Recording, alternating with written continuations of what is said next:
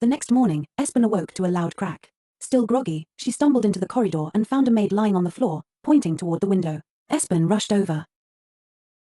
To her horror, the entire village was blanketed in snow. She stepped outside in shock. It was real, thick, heavy snow. What happened? She asked a nearby man. He shook his head. I don't know. It just started snowing all night. The Lord's already sent for the mags. They'll be here soon. As Aspyn tried to make sense of it, Lepus appeared at her side. This is Weaver's doing, he said grimly. He's in a terrible mood. Aspyn plucked a snowflake from the air and tasted it. She turned bright red. Spicy, bitter and sour. Lepus hopped in alarm. Oh no, he must be really upset. The bitterness means he's angry, and the sourness, that means he's sad. Sad? Aspyn blinked. Why would Weaver be sad? She thought about it. Weaver was temperamental, sure, but sorrow? What happened between him and Lepus? Whatever the reason, Aspyn knew one thing. It was time to act. Turning to Senoc, Aspyn told him it was time to move out. Suddenly, as she started running ahead, she warned him to be careful. The ground was slippery. At that moment, she slipped. Luckily, Senoc reacted quickly, grabbing her hand and locking eyes with her. Aspyn admitted to herself that he was surprisingly strong. But then Senoc's expression shifted. Confused, he gently put Aspyn back on her feet and quickly ran ahead, leaving her behind. Despite his embarrassment, Aspyn was surprised by how easily Senoc had picked her up. She concluded that his physical strength must have been innate, and that his real problem was only with swordsmanship. Aspyn scanned the village and noticed that most residents looked depressed. A farmer, holding an apple frozen solid in ice, spoke in horror about how the current harvest was ruined. How are people supposed to eat this? He asked bitterly. The sight made Aspyn realize just how much damage the Snow Weaver's snow had caused. This snow was dangerous, more than just a miracle. It was a curse for the village. She couldn't believe a divine creature could bring such harm, but something had to be done. Aspyn turned to Lepus and asked if he could reveal himself so others could see him. Lepus snorted. I could, but why would I want to? Aspyn insisted he show himself to Senoc. Lepus was reluctant but eventually gave in with a sigh. Using divine manifestation magic, he revealed himself to Senoc. The boy stared at the rabbit, confused. As he reached out to touch Lepus, the rabbit bit his finger. Aspyn reminded Senoc they were looking for someone, a child, and that Lepus was important for this search. She introduced Lepus and assured Senoc he was harmless. Lepus looked Senoc over and said, You're obsessed with a lot of things. Senoc blinked. What do you mean? Lepus shrugged. You don't seem to know much yet, that's probably better. Aspyn explained that Lepus was a divine creature, like the boy they were searching for. After finishing her story, Senoc surprisingly understood and believed her, despite how strange it all sounded. Looking into Senoc's eyes, Aspyn saw something new, hope, perhaps. But she struggled to shake the thought that the boy before her was the commander-in-chief. She pushed it aside, still finding it hard to believe these two seemingly different people were the same. Meanwhile, Lepus watched Senoc closely, noting his many obsessions. He also observed Aspyn, realizing she didn't yet fully understand Senoc's character. He decided not to interfere. They seemed happy and sweet now. Sometimes, ignorance really is bliss. They began asking villagers about a boy with white hair. One man said he'd never seen anyone like that, and another scoffed at the idea of such people existing. It was clear their investigation would be difficult. Suddenly, a loud scream broke out behind them. The villagers turned. A man shouted in horror that he had fallen because of a boy with snow-white hair and strange ears. Aspyn and Senoc exchanged a look. No doubt, the Snow Weaver. The man described the boy as wearing shorts, which was strange in such cold weather. Aspyn interrupted, bewildered, and asked where exactly he had seen this boy. The scene shifts to the Snow Weaver standing on a rooftop, watching his own creation unfold. Nearby, a happy girl and her mother were building a snowman, which was already taller than the girl. The mother suggested making another one, and the girl eagerly agreed. The Snow Weaver watched silently, a deep loneliness in his gaze. I don't have parents, he muttered to himself. Suddenly, driven by an unknown hatred, he hurled several ice spears toward the mother and daughter. The ice shards pierced the ground, shattering the snowman they had built. Just in time, Aspyn arrived and protected the mother and child, calming them before sending them away safely. At that moment, the Snow Weaver spotted Lepus and knew it was time to act. He launched a barrage of ice spears at Aspyn, who skillfully deflected the shards with her single branch. Despite her weapon's limitations, she wondered if her old sword skills would serve her now. A volley of ice shards flew toward Senoc, who froze in shock. Aspyn rushed to his side, blocking the shards with her branch. The branch shattered. Aspyn panicked, but Senoc pointed to the blacksmith's table nearby, where various weapons lay. Spotting a sturdy sword, Aspyn dashed for it just as Weaver attacked again. She easily blocked the incoming assault. Lepus, impressed, declared she had made the right choice. Both Senoc and the Snow Weaver were confused by Aspyn's skill. They didn't understand who she really was or why she was so strong. Weaver prepared another attack, but Senoc stepped in, blocking it. Aspyn shouted for Senoc to grab a nearby barrel and throw it. Without hesitation, he grabbed the barrel and hurled it at Weaver, striking his head and leaving him stunned. Seizing the moment, Aspyn launched a powerful jumping strike. She landed hard and wondered if it had worked. As dust cleared, she saw a strange creature lying on the ground. Where did the boy go? She wondered. Approaching, she grabbed the creature by the tail to check if it was alive. After a while, realizing he showed no signs of waking soon, they knelt beside the Snow Weaver. Slowly, his eyes fluttered open. The first thing he saw was the puzzled faces of the two children. He twitched and screamed in confusion, demanding to know who they were. Aspyn asked Lepus why Weaver had taken such a form when he had been human moments ago. Lepus explained that divine beings revert to their true forms when shocked. Aspyn asked why Lepus looked like a bun. The rabbit screeched in protest. This isn't a bun. Weaver watched them with growing anger. Suddenly, Aspyn looked up and saw that more snow was falling and too much of it. Lepus warned Weaver not to waste his power, or he might disappear. Weaver laughed darkly. Disappear? What does it matter? He transformed back into his human form and glared at those around him. Then, with strange magic, he scratched Aspyn's cheek. He turned to face Senoc only to realize that the boy was not at all what he pretended to be. Surprised and scared, Weaver jumped up and charged at Aspyn, pushing her to the ground. Senoc tried to catch her as they fell. He asked if she was okay, his face inches from hers. Suddenly blushing bright red, he quickly looked away, embarrassed by how close they were. Aspyn changed the subject, suggesting the child Weaver was after had run off again. Senoc sighed. Aspyn smiled and patted his head. Thanks for helping me. You're a great guy. Those words touched Senoc deeply. He had never heard them before. They couldn't stay on the ground forever, so he helped Aspyn to her feet. As Aspyn spoke with Lepus, Senoc sat beside her, clutching her dress. Am I useless? He asked quietly. Aspyn smiled warmly. Don't say that. You've tried so hard. I'm proud of you. The more she looked at him, the more the image of the commander-in-chief faded from her mind. She noticed tears in Zenoc's eyes. What's wrong? She asked gently. I feel better now, he said softly. Looking at Zenoc's sincere smile, Aspyn realized he wasn't as broken as before. He was her friend now. Meanwhile, Lepus watched the two chatting happily. With a heavy sigh, he muttered that Senoc was still obsessed and that Aspyn would regret this. A week passed. The village remained buried under snow. One villager even feared that a house might collapse under the weight of the heavy snowfall. The snow kept falling, growing thicker. And after Weaver fled, he was never seen again. Aspyn naturally assumed that Weaver was hiding somewhere, but she knew it would be difficult to find him. Despite the drastic climate change, most local residents had managed to adapt, though not all. Many were panicking, anxiously asking when the mags would arrive. They hoped for the real mags this time, not like the last time. Everyone just wanted this damn snow to stop. Aspyn understood why they were so upset. But if the royal knights came to the village, the situation would become far more serious. From her experience, she knew those knights did not forgive anyone who harmed the people. Turning to Lepus, Aspyn asked if he really had no idea why the Snow Weaver was acting this way. The rabbit simply shook his head and settled more comfortably on Aspyn's head. She couldn't tell if this little dumpling with legs was truly going to behave or misbehave until the very end. At that moment, Lepus finally said that divine animals had no concept of family. However, Weaver deeply wanted to be more human, to have a family of his own. That was why he took on a human form and moved to the village.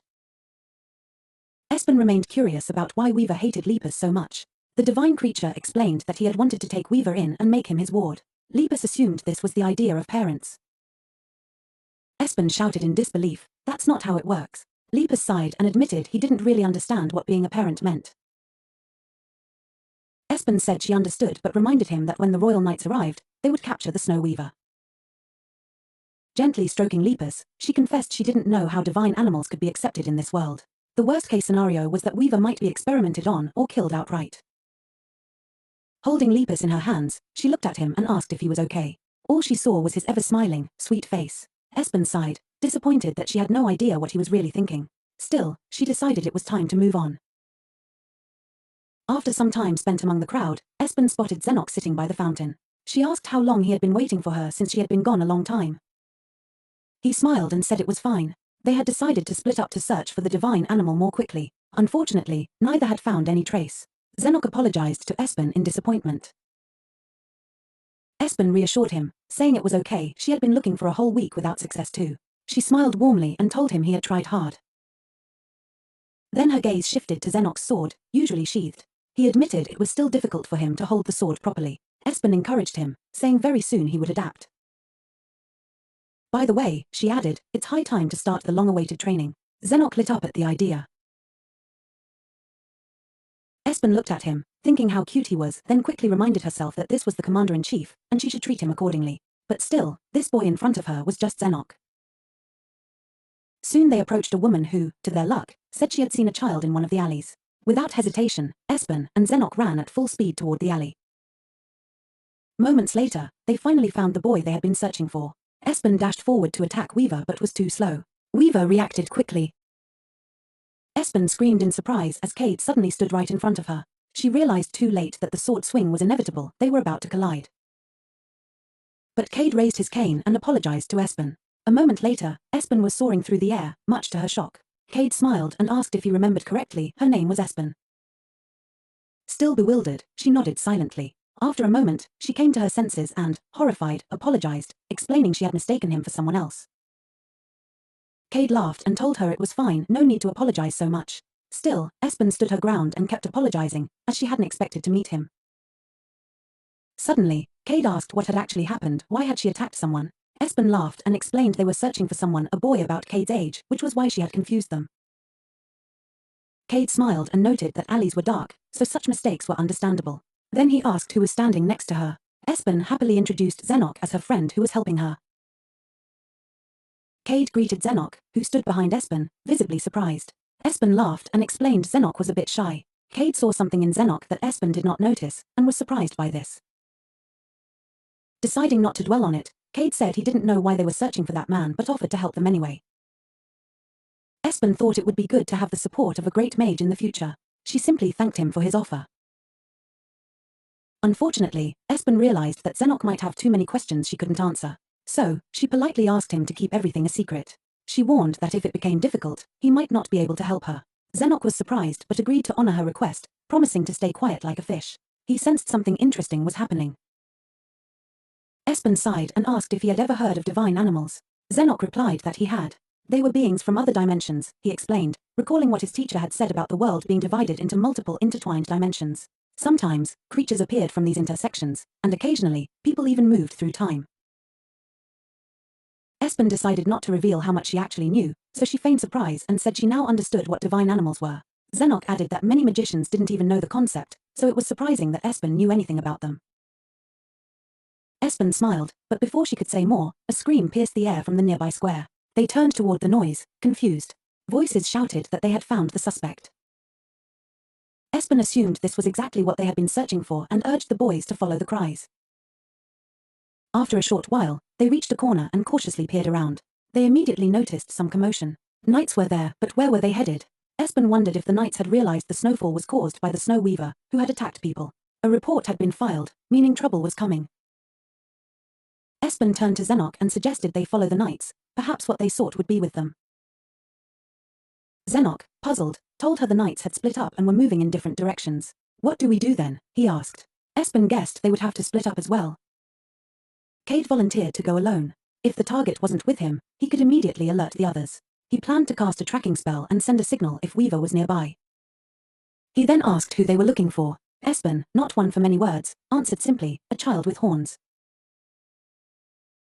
Cade nodded, saying that if he found the boy, he'd launch magical firecrackers into the sky as a signal. Meanwhile, the knights were frustrated, wondering how they had missed the snow weaver. One asked if everything had been thoroughly checked. Aspyn checked on Senoc, who said he was fine but noted the knights seemed to have lost the weaver. He asked, surprised, what they should do next. Aspyn concluded that the knights were searching for the same thing, so the snow weaver couldn't be far. It would be ideal if Lepus could sense Weaver's presence, but the little lamb always avoided him. Suddenly, Aspyn raised her head and spotted Weaver. It was a stroke of luck. Weaver was peering around a corner, thinking about those annoying people. He had used considerable effort to erase his tracks. At that moment, he heard a rustle behind him and spun around in horror. Aspyn stood before him, grinning widely. So, he was found. Weaver immediately tried to escape, but Aspyn told him firmly he wouldn't get away so easily. She flipped forward and suddenly stood right in front of him. Smiling, she said, "As I told you before, you can't hide from me." Weaver knew he had to avoid falling into her hands at all costs. In response, he conjured a huge ice floe that hung suspended in the air. Aspyn recognized the danger. If the ice fell, it would attract attention. The knights would surely arrive. That would mean Weaver's capture.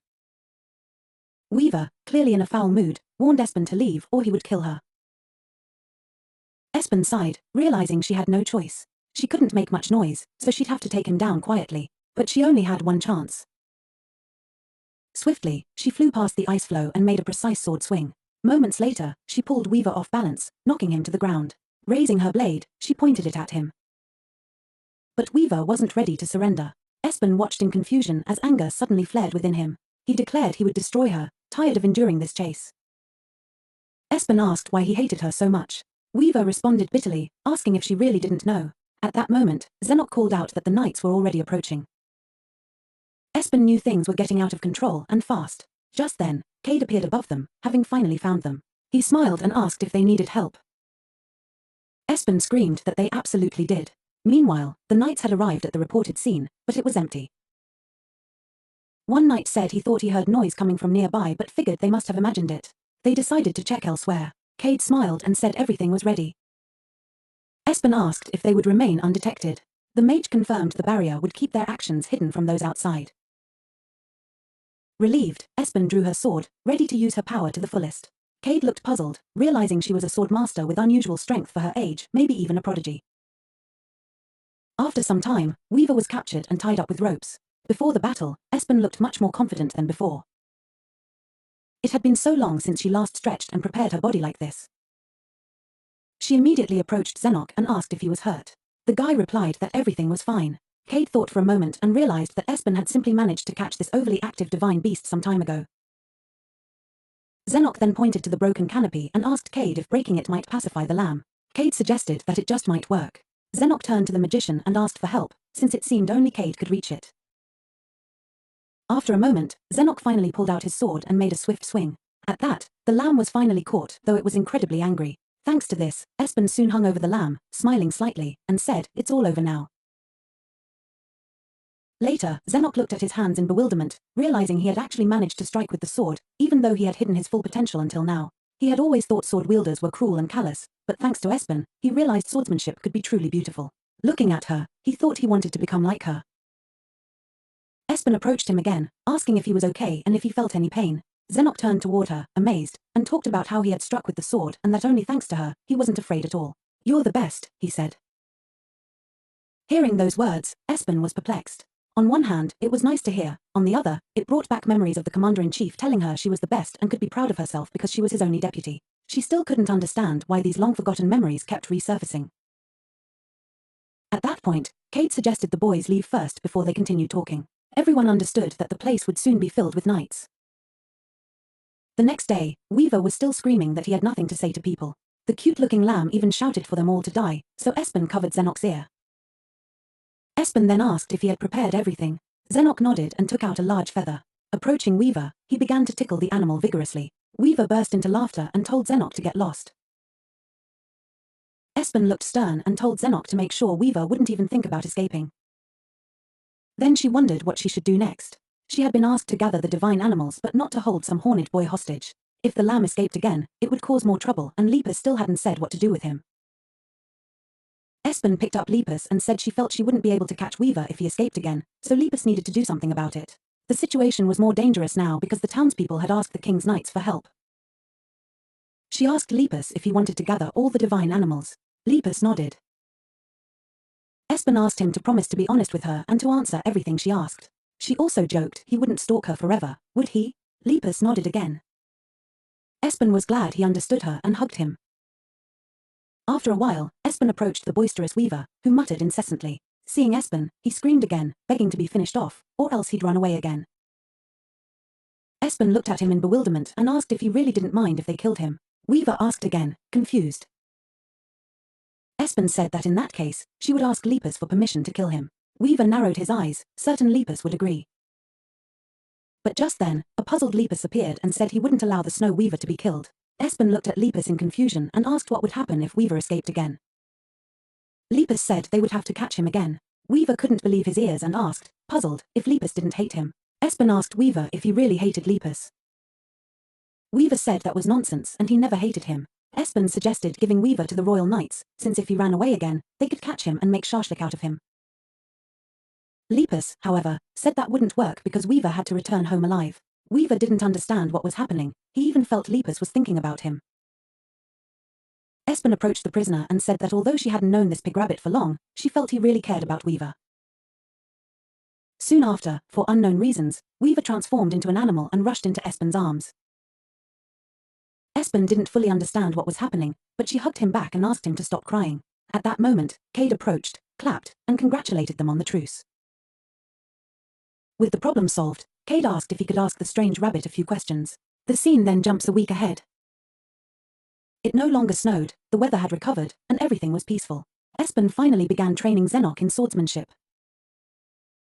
During one training session, Aspyn told Senoc to hold on for another 10 minutes, as he was still afraid of swords. The training began with him simply getting used to the weapon. She suddenly wondered how he had managed to break the canopy a week ago but put the thought aside. She turned to Senoc and told him he could rest. Weaver, perplexed, turned to Aspyn and said she was a great teacher. By the way, he had been living with them. Since the moment of capture, the maid's sister had greeted the new lodger in a very strange way. She was delighted that their master had made another friend. At this point, Weaver muttered that the guy was weak. The guy, perplexed, began to refute this, insisting it was nonsense that he was not weak. Aspyn watched them but her thoughts were elsewhere. Before long, Cade asked her if the rabbit really told her to catch the divine animal, suggesting that was why she stayed at Senoc's house. Aspyn replied that she simply had no other place to sleep. Cade looked surprised and asked if she would like to come stay in the dorm where he lived. He could help her find other creatures nearby and said his teacher would also be able to assist her from time to time. Aspyn understood that Cade's teacher was someone who could make the boy a great magician. The offer sounded very good, but before she could respond, Senoc intervened. The guy, looking perplexed, told Aspyn to stay and live with him. He grabbed her hand and asked if she could stay by his side. Aspyn blushed fiercely but tried to stay composed, reminding herself that the commander-in-chief was standing in front of her. She laughed and told Cade she wouldn't be able to move into the dorm. Cade said they'd see each other next time, and Aspyn agreed it made sense since she had to teach Senoc in exchange for being allowed to live with him. By the way, she suddenly wondered where the next divine animal might be. Meanwhile, a certain creature standing in front of the gate began to sense the smell of snow Weaver nearby. The next day, Aspyn asked Cade in bewilderment if the magician would really come here. Cade said the Lord himself had personally sent the request because of the snow situation, and he would come to the city to investigate. Aspyn was at a loss. She didn't know what to do, knowing that a magician from the Heavenly Knightly Order would arrive soon. Cade patted her on the shoulder and told her not to worry so much. If the magician failed to find the divine lamb, the situation would soon calm down. At that moment, Weaver pulled out an ice cube and warned Cade that if the magician tried to harm Aspyn, he would immediately give him an ice cube. Suddenly, the room fell silent. Weaver himself said he wasn't sure the magician would succeed. From then on, they affectionately called him Wee. When Wee moved in with them, Aspyn asked if he knew anything about other divine animals. He only shook his head, it seemed he hadn't even seen others. But it would be good for her to know something. After thinking for a moment, Wee said that when he woke up in this world, there were 3 divine animals. Aspyn asked in surprise. He said he clearly remembered the green meadow where they lay. One ran away chasing lightning, another went to find flowers, but Wee was the only one left in the city because he stayed behind. Aspyn immediately realized the divine animals had scattered in all directions, meaning they would need to search beyond the city. The scene then shifts to the palace. A man asked in surprise if the Duke's son had returned yet. The butler replied it had been a long time since he was last seen, and that the teacher working with Senoc hadn't seen the boy in ages. Lord Asset was very unhappy. He said it was bad Duke Blacknight's offspring was a foolish boy, and he had been told to look after him. The man added that if he could make a warrior out of the boy, he'd be generously rewarded. He had even hired an expensive teacher to instruct Senoc and immediately ordered the boy and teacher to be called. The butler asked again in surprise. The man said he had to take control of the situation or nothing would work out. Meanwhile, Cade returned to his place, but Senoc began training hard. Soon, Senoc stood up and asked Aspyn in surprise who had taught her swordsmanship. Aspyn smiled and said she was born talented. Senoc looked at her admiringly and said that was cool. Aspyn calmed him down and said she was joking. When she was little, she had a teacher, a retired knight of the Heavenly Order. Well, technically, he was still active. She admitted she had improved her skills a lot where she studied. There was a man she considered a genius who always stood in her way despite her efforts. But she respected him. Senoc listened intently, never taking his eyes off Aspyn. Taking a step closer, he asked the question that interested him most. Did she like the commander-in-chief? Aspyn laughed, wiped tears from her eyes, and told Senoc not to be ridiculous. She said she didn't like that man at all, she hated him more than he could imagine. At that moment, a memory popped into her head, the commander-in-chief asking her if she'd slept well that morning. She blushed like a tomato just remembering it. Senoc looked at her in bewilderment and asked what had happened. Aspyn, almost with tears in her eyes, said everything was fine, then told him to continue training and not get distracted. Suddenly, the boys heard rustling behind them. Turning around, they saw the same young bullies who had previously tormented Senoc. Aspyn yelled at them, asking if they were going to follow the victim home now. She swung her sword and placed the blade right at the leader's neck. One of the boys asked her to calm down, saying they came only to deliver the teacher's message. Aspyn asked again. Pantheon said she had heard everything correctly. Looking at Senoc, the guy said the teacher was looking for him. Aspyn immediately recalled that the man had come from far away and was a famous knight, but she knew that teacher Senoc wasn't the type to waste words. The situation felt unusual, so they needed to think carefully about what to do. Aspyn sheathed her sword and asked how she could trust that they were telling the truth. She reminded them they had mocked Senoc earlier. One of the boys shouted that they weren't lying, but Pantheon quickly shut him down. The guy said that although he was still studying, he considered himself a knight, and lying was not typical of knights. He had orders to pass on a message and looked at Senoc, warning that if he didn't show up, he would be in trouble. Aspyn remained skeptical, unwilling to fully trust them. Senoc gently patted her and said not to worry, he'd be right back. He added that he would inform the teacher he no longer intended to attend the center, which surprised Aspyn. He explained he wanted Aspyn to teach him soon. Senoc headed toward Pantheon, but Aspyn hesitated, unsure of what to make of the situation. Eventually, the boys left, and Aspyn hoped everything would be all right with Senoc. The expression on Zenoc's face popped into her mind, the one that always made her feel sorry for him. Jumping up from her stump, she decided she had to follow him. After some time, Aspyn watched the training camp from the bushes. She wondered if she could slip inside unnoticed or quietly. Lepus suddenly asked if she wanted to hide her presence. Aspyn, puzzled, said yes. Lepus explained he could make her invisible. Surprised, Aspyn asked why he was only mentioning this now. Lepus admitted he had been too lazy to say earlier. Aspyn told him to stop talking and get to work. Within moments, everything was ready. Aspyn observed the squad and thought following Senoc was a good idea. But after scanning the area, she was horrified to discover Zenoc's teacher standing there, scolding his student. Watching this nightmare brought back painful memories from her past. Near the teacher stood another man, Lord Asset, Count Asset. Although subordinate to Duke Blacknight, he wielded no real influence or power. The teacher asked in surprise if Senoc was really going to leave. Senoc had only said he planned to rest. The teacher told him he couldn't expect to train on his own. The Count added that at this rate, Senoc would constantly be beaten. Aspyn finally understood the whole problem. The commander-in-chief had been alone all this time. Lepus asked Aspyn what she intended to do. Did she need help? Aspyn said she couldn't just watch this happen. She had to go get Senoc. Lepus asked how she would manage that.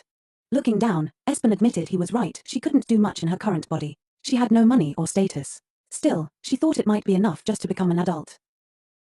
Lepus asked if that was really the problem. If she needed to become an adult, he could grant her wish for now, considering it a bonus for catching the Snow Weaver. Meanwhile, the teacher continued scolding Senoc. The boy pondered how to act and whether he could escape. Suddenly, Lord Asset said he hoped Senoc understood that from tomorrow onwards, he was required to attend the center every day with no objections. At that moment, Aspyn appeared in an adult body and said that if the Lord had no objections, then she did. Senoc recognized Aspyn in the woman's face but didn't understand what was happening. Lord Asset was equally surprised and asked who she was. Aspyn told him she was the young master's guardian. Asset immediately assumed, judging by her manner and appearance, that she was clearly an aristocrat. Could the Duke have sent her? At that point, Aspyn said she was Zenoc's swordsmanship teacher. Aspyn smiled confidently and told the Lord that she was actually much better at teaching than the teacher present. The teacher shouted in confusion, asking how he could trust a person he was seeing for the first time. Aspyn said that if he didn't believe her, he could attack her. She was confident he wouldn't be able to harm her. Moreover, if he failed, the Count wouldn't pay him. Realizing there would be no confrontation, the teacher backed down. Aspyn took Zenoc's hand and led him away. The teacher asked in surprise if that was Aspyn. The girl said she'd explain everything later. Suddenly, the teacher told her to wait. If she truly was teaching the young master, then Senoc needed to show the results of his training. He pointed at Pantheon and said that if Senoc could defeat his student, he would accept defeat without question. Aspyn agreed but warned that neither side would be able to go back on their word. The teacher then looked at the count. Lord Asset smiled and declared he was sealing the deal in the Lord's name. The loser would have to submit to the winner's terms.